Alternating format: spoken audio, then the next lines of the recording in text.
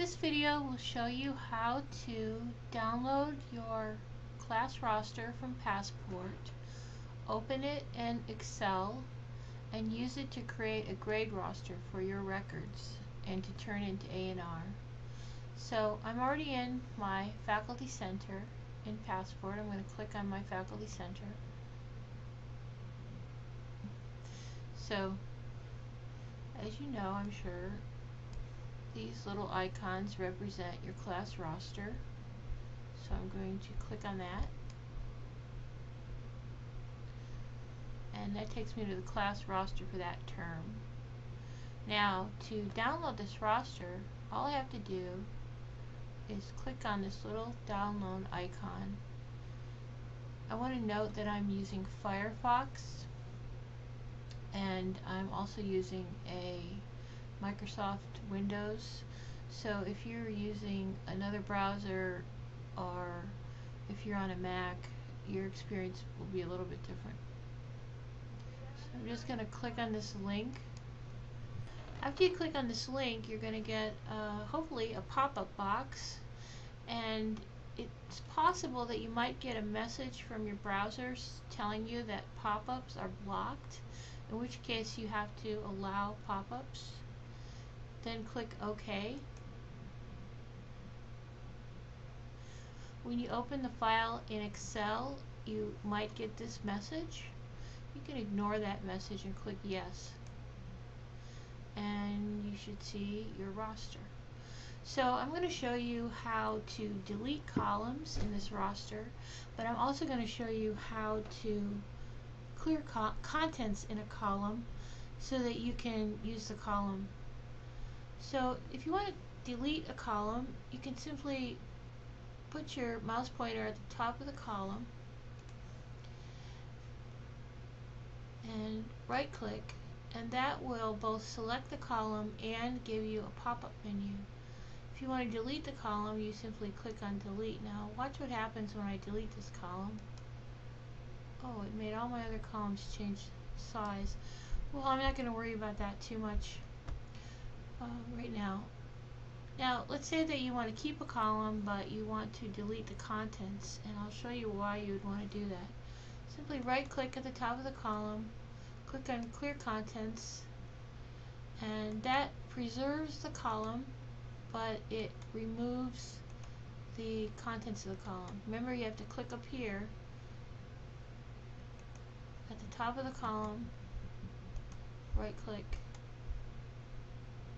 and just clear contents. And I'm just going to do that all the way across the board. And that means that I've got several columns that I can use already set up. Now, if these aren't enough columns for all the grades that you need to add to your roster, you can simply right click in the last column, click on Insert, and your choices are here. I'll just choose entire column, click OK, and I can just keep inserting columns that way until I have all the columns that I need. The width of the columns is adjustable, and you'll see this little symbol when you put your mouse pointer between the columns, and you can simply drag the columns to adjust the width. Now, in order to create your column headings, put your mouse pointer in the top box, double click the mouse, and then you can type quiz, for example, 1, quiz 2,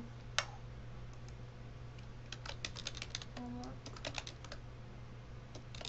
1, say midterm, and you can just go on like this, including whatever elements you need to. And once again, you can go in and just sort of adjust the columns. Very easy. And of course, at the end, you would probably have something like the final grade column or whatever works for you. So once you've completed your grade roster, don't forget that you have to save it. Go to Save As, and I recommend that you give it a good name, something like grade roster for fall 2010 would be workable.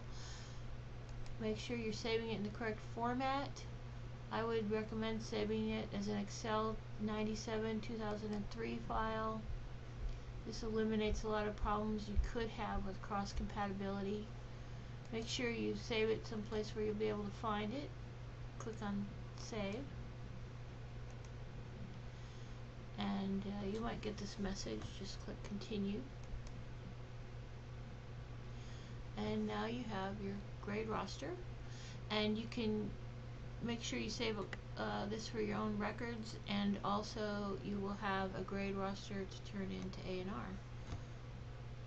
If you need any help with this, if you're using a different format, for example, or you're a Mac person perhaps, and you need help, please contact me.